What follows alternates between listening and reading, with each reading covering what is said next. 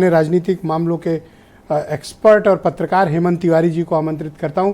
हेमंत जी, आपका बहुत शुक्रिया। आप सबकी ओपिनियन लेने के बाद अब आपकी बारी है कि आप हमारे दर्शकों को ये बताएं कि पश्चिम उत्तर प्रदेश की इन 16 सीटों पर क्या चल रहा है।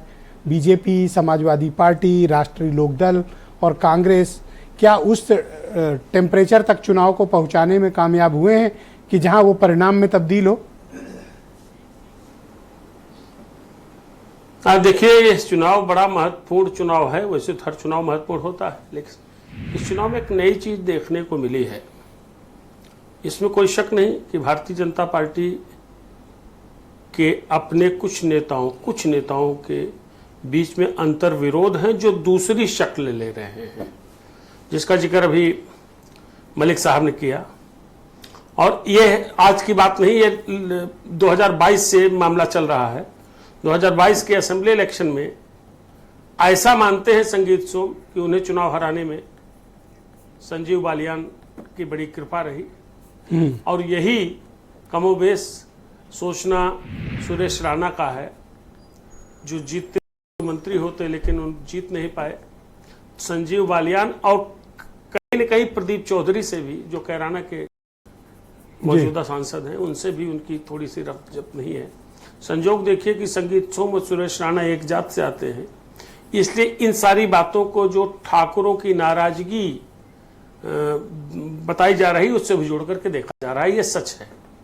लेकिन भारतीय जनता पार्टी के बारे में एक चीज बता दूं कि पहले चरण की 8 सीट पे आप ये जान लीजिए कि भारतीय जनता पार्टी अगर 95 और 100 की रफ्तार में चुनाव लड़ रही है तैयारियों के हिसाब से, तो मेरे तमाम मित्र भी नाराज हो जाएंगे।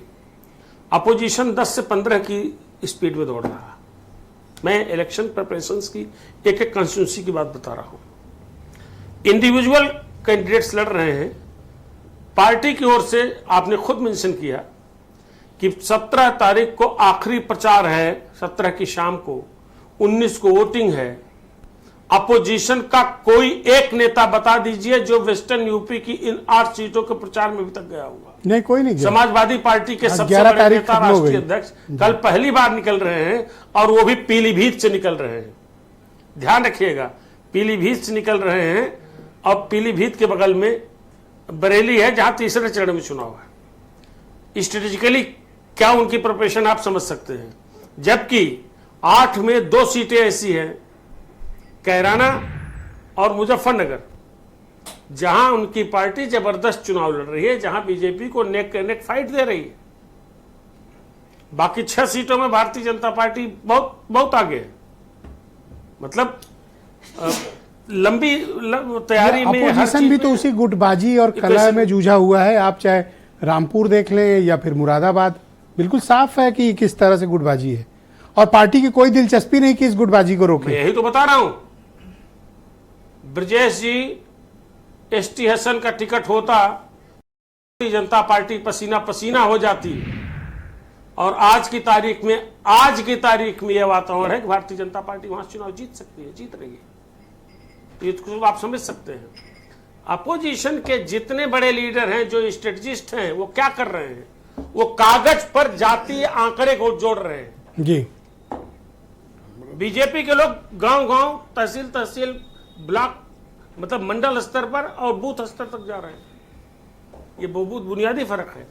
और अपोजिशन का ये जो तरीका है, ये मुझे लगता है कि बहुत ज्यादा, आप खाली ये देखें भाजपा में अंतर कलह है और आप जीत जाएंगे, तो इस तरह चुनाव नहीं जीते जाते जी। यहाँ एक एक कदम पर लड़ाई है, और यहाँ अपोजिशन की तैयारी, अपोजिशन की स्ट्रेटजी मैं एकदम कमजोर मानता हूँ।